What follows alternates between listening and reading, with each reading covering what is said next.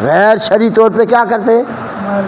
مال، یعنی جہاں مال خرچ نہیں کرنا تھا وہاں انہوں نے خرچ کیا، شریعت کے علاوہ انہوں نے پیسہ خرچ کیا۔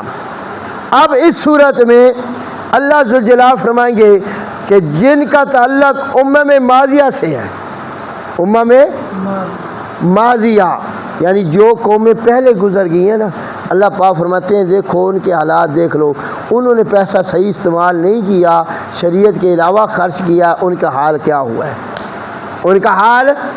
اور تمہارے لیے یہ عبرت ہے کہ تم نے ایسا کام نہیں کرنا، تم نے حلال طریقے سے کمانا ہے، اور پیسہ تمہارا لگا بھی کہاں؟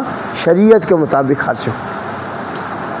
اب اجمالی خلاصہ اس صورت کا کیا ہے جی، کہ اس میں اللہ پاک نے جو 7 شواہد، 7 چیزوں کو اللہ نے بطور گواہ ذکر کی ہیں، اور مسئلہ توحید وحدانیت کا تذکرہ ہوگا، تفرقہ فی الاعتقاد ہوگا، اور دنیا کے ایک نمونہ ہوگا تخفیف دنیاویہ کا، اور اس میں اللہ پاک نے جو دعویٰ صورت ذکر کیا ہے تفرقہ فی الاعتقاد، تفرقہ فی الاعتقاد۔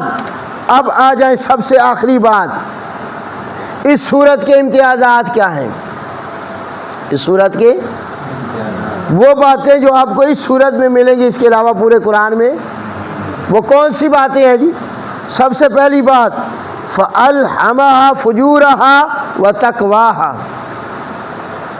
نفس انسانی کو دونوں راستے دکھا دیے۔ اس نفس کو کتنے راستے دکھا دیے؟